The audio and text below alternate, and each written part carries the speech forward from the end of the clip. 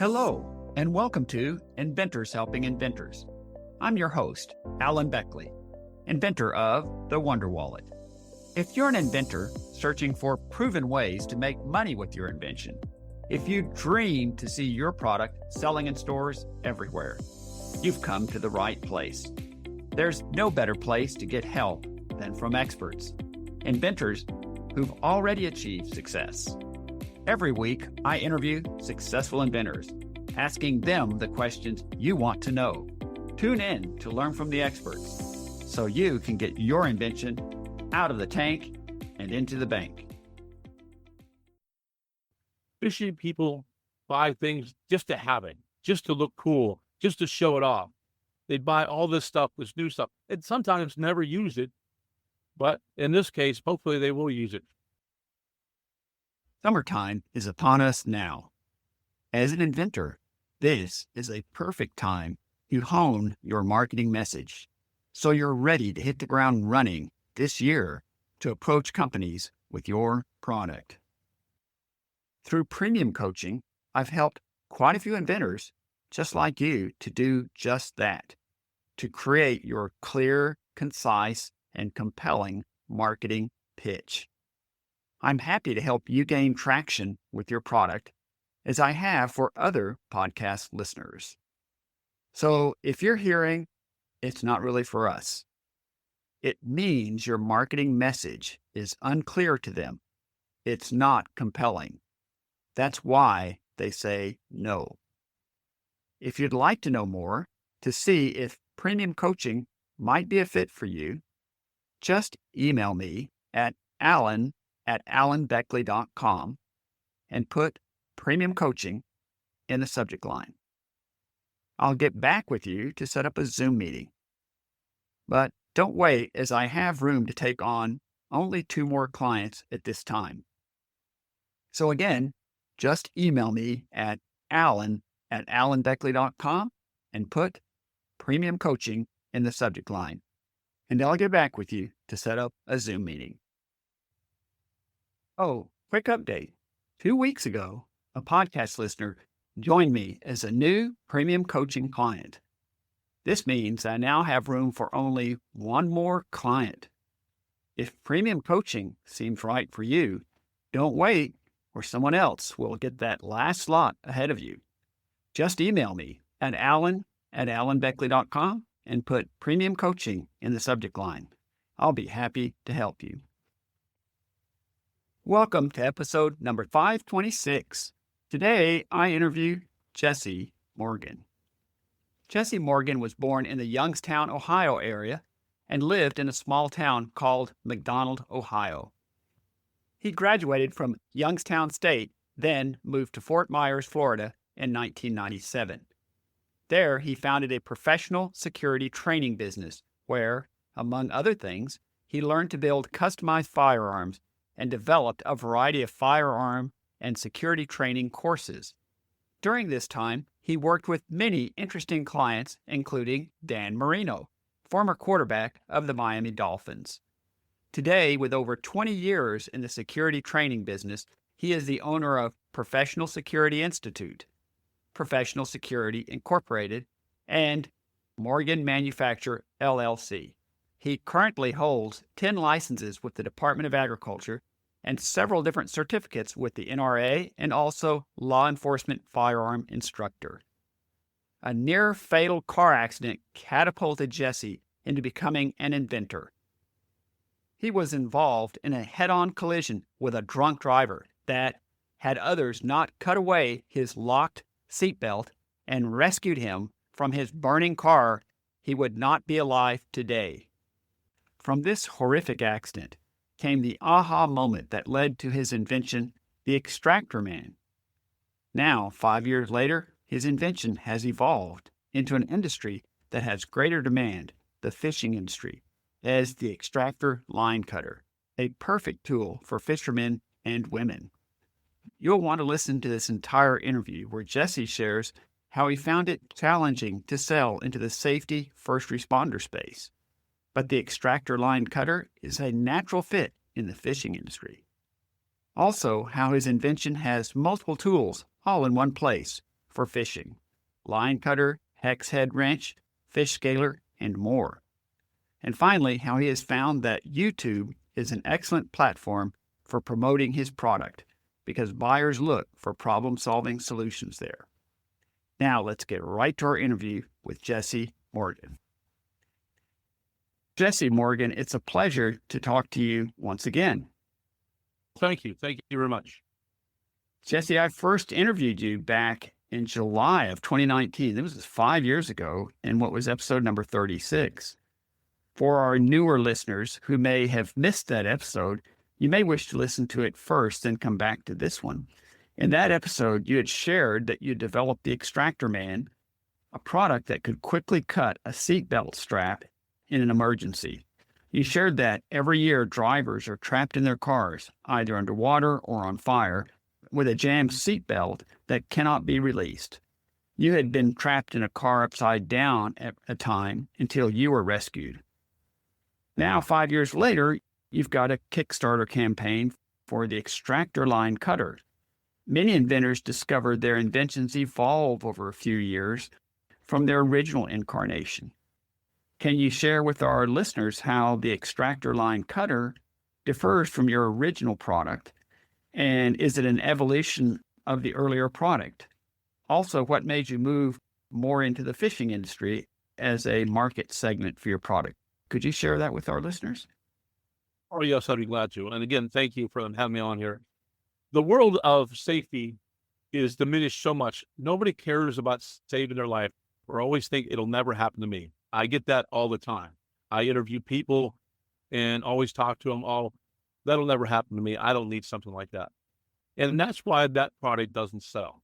So over the years, past 5 years, I've thought about my product. I call it my baby. And I always thought how to revise and put my baby to work in the right field. In roughly about December of last year, I had an epiphany of how to put it back into maybe, instead of cutting seatbelts, putting it into cutting fishing line. What else could it do for me? The multi-tool from a hex head, from changing or doing something on a battery inside of a vehicle, but also can change on the rod and reel, the nut or the hex head on the rod and reel. And then changing out the tungsten carbide tip to a Phillips tip or an interchangeable tip to be able to tighten or loosen any screw or anything on your rod and reel when you're out there by yourself or on a kayak or on a boat that you don't have access to everything. You have something ready, accessible, built into a hat that's deployable, easy, non-functional way of putting something in your hands quick and easy. If you had a fish and you couldn't pull up when the boat, it was too big, you cut your line. Or if you had to scale the fish, it would actually take the scaling off the fish, or hold a fish down to take the hook out of his mouth. Just the other day, we were off the pier and my son caught a catfish, and the soft catfish are very dangerous. So either put your foot on it, and sometimes that fin will go right through the heel of your fish, the shoe. Put this down there, hold the fish down, take the hook out of his mouth, then release the catfish harmlessly. It was amazing. I caught it on video. I love stuff like that. So I decided to put it into the fishing world and put it in the fishing market. Bigger market. You look at the safety world, maybe a $30 to $40 million market. First responder market, 30 to 40 million. Now the fishing world, a $14 billion market. Now I talk to people all the time going, hey, show them this tool. Oh, I love it. I'd like to have that. I can utilize that so many different tools in my toolbox and make it already accessible. Fishing people buy things just to have it, just to look cool, just to show it off. They buy all this stuff, this new stuff, and sometimes never use it. But in this case, hopefully they will use it. It's deployable under the hat. It's easy, accessible. It's there for you when you need it. That's the Extractor Line Cutter. It's there for you. I call it get or cut. Thank you for sharing all of that. You made several really great points about why you made that shift when you analyzed, first of all, the two different markets. And also, you've discovered what a lot of inventors take a while to figure out, and that is, I call it the user experience or the user expectation. And again, when it comes to safety, reality is everyone has the risk of being in an accident, and most of us will be multiple accidents in our lifetime. But almost all of us think we're, quote, better drivers than others, and that it's never going to happen to me. And sadly, that's not realistic thinking, but that's what drives people's purchase decisions. So making that shift from that industry into fishing made a lot of sense. And I also like the fact, since it's a multi-tool, when you're out on a boat and you need to tighten something up, you've got everything you need right there, as well as a line cutter. So to me, that makes a great deal of sense. And the last point I'd like to make is that often there will be an evolution in a product from the initial market the person thought they were going to use into a different market. And that sort of evolution in a product is not unusual. You chatted a bit about this, but I'd kind of like to ask you the next question for our listeners, and that is, you described how your extractor line cutter could fit in a hat, et cetera. So try to make it visual. Can you describe what your extractor line cutter looks like and how it works? And also how it's better or different, say, from other competitive fishing products currently on the market. And is there any problem or problems that it uniquely solves compared to competitors' offerings, would you say? What it looks like is basically, if you go to extractor.us, you can look it up, but it is a small handheld piece that is almost like a brass knuckle that you can hold in your hand. It has a scaler on it to scale fish or take fish and hold fish down. It's curved to fit in the brim of a hat. So the way I built it was, I built a clip, I built removable screws to mount it in your hat. So what I was getting was feedback on putting holes in my favorite hat or putting holes in a hat. So I built another clip for it, and that clip now mounts on it so you can clip it to the bill of your hat.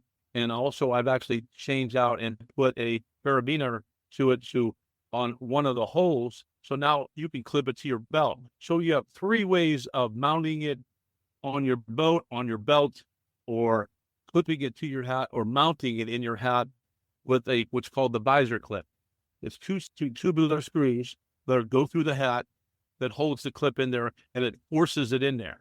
So this tool is curved slightly, and it has that curvature of a trucker hat, and be able to be deployed ready, accessible out of the hat within ease. It also has an interchangeable blade. So today, when you start cutting things, I've cut several ropes, I've stripped wires with this, I've cut seat belts with it, I put it through all kinds of different things, but the blade does get dull. And even being on the salt water or being on the water, you have exposure to rust. So you can actually pop the little screw, interchange the blade, put a brand new blade back into it, and you're ready to go.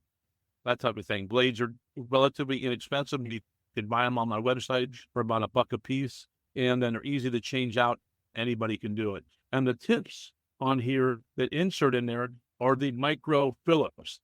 You can have a micro hex head, anything. There's a magnet that interlocks them. You can pull it out, pull it in, put a new one there.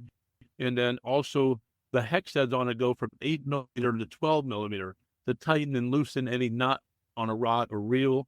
There's about 12 reels that I've dealt with, and the hex head is either from 8mm to 12mm. That's the most standard. But again, it'll fit anything on your vehicle as well. It's a curvature piece ready to fit inside your hand. Now, I don't treat it as a self-defense tool, but if you had a big fish you had to fight off, you could probably beat the fish up with it. I'm not saying that it's a self-defense tool in any way, but it's a great way of marketing the tool, that type of thing. You have to see it to believe it. People love it. They put it in their hands. It's comfortable. It's easy and comfortable to deploy, and then easy to put back into it. Like I said, the hat clip has tubular screws into it that you can interchange and put in any hat you want to. Oh, one of the other things I just got back. Just the other day, I had the Pelican rescue team. They put an order in for 12 of them, because now the way this blade is built, if a pelican or a turtle is snagged up in fishing line, the way this blade is built, it gets behind the line without harming the animal. You could pull the line away very easily and then free the animal. Most of the time, when you're trying to free an animal, you're putting an open blade next to them. This is a covered blade. It'll slice right behind or cut right behind this, next to the skin, next to the fishing line, and pull away and free the animal. So that's a new rescue tool that I built into this as well. and I didn't even know it. That's fantastic. And thanks again for sharing that with us, because it Okay. was pretty clear that it easily fits in the bill of a hat, and can be easily accessed that way. As well as you mentioned that you can clip it to a belt. And as you mentioned, the 8 millimeter to 12 millimeter is pretty much the normal size range for hex head on fishing related kinds of equipment. And that over time you've discovered, as so many inventors do, more and more uses for the product. As you mentioned, the Pelican Rescue Team. So that's interesting, and that gives, I think, a lot clearer picture from our listeners as to how your product works. I'd like to shift just a little bit towards marketing, and I want to mention that you've used a Kickstarter campaign for your new Extractor Line Cutter. I was wondering, why did you choose to use Kickstarter for launching your product? And also, I understand, I think you already referred to this, that you have retail sales already for the Extractor Line Cutter. How is that aspect going for you? Well, the Kickstarter, why I'm launching it is I'm trying to get pre-sales. I don't want to sit there and buy 5,000 pieces or put 5,000 pieces out and have nothing going with it. That's a lot of money to put out. Get potential sales. Let Kickstarter do half your work for you. Get all these sales. I am planning, no matter what, if my Kickstarter fails or not, to go into this product. I know this product's going to be successful. The biggest thing I'm running into is the marketing side of Kickstarter and getting the product out there. I'm trying to find some more affiliate marketers. I'm trying to get more marketing of my product out there. But again, I want to go into a product unless you have sales, or otherwise you have a garage full of product and nobody's buying. And again, you want to make sure you have the right marketing, the right YouTube ads, the right TikTok ads. I learned about pixel rate the other day. I had no idea that my pixel rate wasn't correct on the way I launched it on YouTube or on TikTok, that if it doesn't fit their algorithms, I'm missing maybe the Galaxy phone, or I'm missing one of the Apple phones because I don't have the right pixel rate. So I just learned all about that in my marketing advertising side. But I'm sticking to YouTube a lot because that's where the go-to guy is, who learns about how to tie a knot, how to gut a fish, or how to scale a fish. How-to videos are important. And then this one is where I'm getting a lot more views on mine, is on the how-to side. So my most likely will be a little bit of TikTok, but the marketing side will mostly be the YouTube side of it. And you really go into, I really love YouTube. I like it. It's come a long way from the last time we did that in 2019. And I think that's the group to keep going on, is the YouTube side. It certainly makes sense. It's been said, and it is true, that YouTube's the second largest search engine in the world. Of course, it's owned by Google. And so Google likes people using YouTube. But much like Google, people go down to YouTube because they're looking for something specific, how to do something, how to use something. So if your product is aligned with that, what they're looking for, then that's an already interested audience. It's not like a cold audience, like when you're doing Facebook ads and you're doing interruptive to people. So YouTube's got a lot of potential, but so many platforms, you do have to know the quirks of it, et cetera. And you do have to be committed on some level to using it a lot to get some traction going. But I think that's a really good idea. And I think it's the point I'd like to highlight for all of our listeners. For every inventor, the thing is to figure out what platforms are your buyers using most. If they're not using Instagram, and you've got Instagram, that's great. But why are you putting a lot of time or effort into Instagram? In this example, if by and large your buyers aren't spending much time on Instagram. But if they're everybody spends time on YouTube. But if you find that YouTube is really good, or LinkedIn, then focus where your buyers are. Anyway, so I think you've gotten to that, because obviously people fishing and other craft people are looking to solve problems, and YouTube's a great place for that. That is correct. If you spend any money, spend money on YouTube. Don't spend $10, $5. Spend the $50 a day if you have to. Get your time out there, because $5 or $10 ain't get you anything but a headache. You want to spend some money. You want to market it. That's the best place to put your money. Is that in that YouTube siding, and go from there. Call me up. We'll talk. I can try to push you in the right direction. I'll help you out. I'm a nice guy. I don't charge for things like that. I help people out. just like you do, sir. You help people out. You want to make sure that they're on the right path, and it turns around for you. So I'd like to ask, so what is next for you, Jesse? Do you have other products in the pipeline, or what is your vision as an inventor? What do you think maybe the next 6 months look like? After I sell about 100,000 pieces of this product or license it, like I am looking at both ways, getting the product out there, I will go after the first responders and go after the breakout side of it and push it out to them as well. I do have some other products in the pipeline, nothing that's really come up with enough volume like this has for on testing. I've been doing some A/B testing on some different products, but this one comes out very good. When I sent it to my company for the testing side of it, it scored an 80%, which is remarkable for me. I was expecting around a 60%, but they analyzed the market, they analyzed a lot of things, and when they send back the review on it, I was just blown away. I'd rather spend the $380 that was on my marketing side of it on production-wise than try to go through and try to realize what market should I be in. They helped me what market to put it in, that type of thing. And they also mentioned the first responder side of it. I'll have to analyze that and make sure that the numbers are there. That's what I like to do, because even though I might say it, you might say it, friends might say it, I just want to make sure that they can be reached the right way for the right amount of money, or otherwise I don't want to be throwing money down the drain, that type of thing. And I think that's the next thing. I still have a security company. I still have a weapons company. I do a lot of training. I do all that stuff to keep me busy, but hopefully I want to retire. That's what I want to be, like you, and retire and do podcasts and help people out. I'd just like to highlight once again for our listeners, and that is focusing on one product. A challenge every inventor has is we are really good at creative things, but we're often not great at being organized and focusing. And a lot of people get tired of me quoting the Chinese proverb that says, "Man who chases two rabbits catches neither." This is like too many inventors are chasing 50 rabbits and wondering why 5 years later they're still chasing 50 rabbits.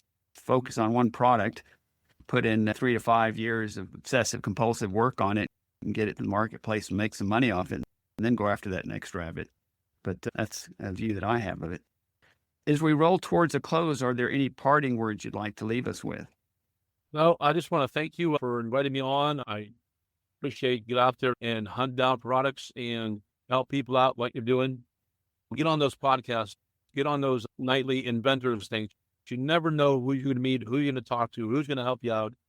I had a great phone call today with another person in the hunting and fishing industry. And just by spreading my words and spreading my knowledge and helping out, she helped me out. Get out there, expose it. It's not the end of the world. Chase one rabbit at a time, just like you said. And then one last phrase I always say is, in the fishing world, get her cut. That's my new tagline, get her cut. There you go. My final question then is, how can our listeners reach you if they have other questions or would like to buy from you? I gave it earlier. It would be called www.extractor, extractor.us is the website. It's set up for right now. Kickstarter, you can buy off that right now, but later on, it'll have everything on there for purchasing. I am probably going to go into a little bit of swag, get some other t-shirts, but I'm really focusing on the product first and getting it out there and making sure that people like it. And I always ask people, hey, if you want to email or talk to me at jpmorgan1964@gmail is my personal, and talk to me about products or talk to me about prototyping or that type of thing. If I can help you out or point you in the right direction, I'm the guy to call. Thanks so much for that. And just repeat back your website. They can find you at www.extractor.us. And as you clearly identified, Extractor is extractor.us. And they can email you at jpmorgan, just like the famous bank there, jpmorgan1964@gmail.com.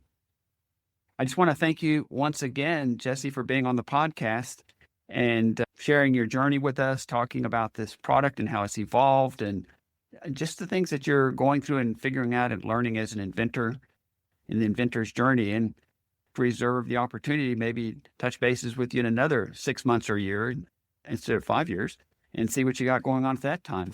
Thank you so much for being on the podcast with us today. One more thing I want to yell at anybody out there listening. I want to make sure I'm in Orlando next week. I'm in there the 16th, 17th, and 18th at the ICAST show. If you want to come up and visit or want to come into the show, please get a hold of me or email me. I might be able to have some connections up there, but I'll be showing off my product, showing off everything at the lake, doing a lot of things. I'll be out at night at the Howl at the Moon. There's a couple parties going on there off of I Drive, Orlando. That's the place to be. The ICAST show. Look it up. Email me. Thank you. Thank you. All right. Thanks a lot. Appreciate it. Talk to you soon. I want to thank you for being a loyal listener to the Inventors Helping Inventors podcast. Come this January, it will have been going for 6 years. Can you believe that? And it wouldn't be going if it weren't for listeners like you. Whether this is your first time listening or your 100th time or more, I appreciate every listener, and I love hearing from you. You can always reach me at alan@alanbeckley.com. But I'd like to ask you to do 2 things that can help the podcast immensely. The first one is tell a friend about the podcast. Tell another inventor. And even if they've never listened to a podcast, they can listen to every episode by going to alanbeckley.com/podcast. So if you spread the word, that'll help immensely. The other one, if you don't mind taking just 2 or 3 minutes and give a rating and review on either Apple Podcasts, Spotify, or wherever you listen. That makes a huge difference in drawing more listeners to the podcast. So once again, thank you so much for being a loyal listener, and I enjoy bringing you these podcasts every week. Thanks so much for tuning in to Inventors Helping Inventors. If you like the show, please tell your friends about it. Make sure to subscribe in iTunes or wherever you get your podcasts so you won't miss a single episode. Talk to you soon.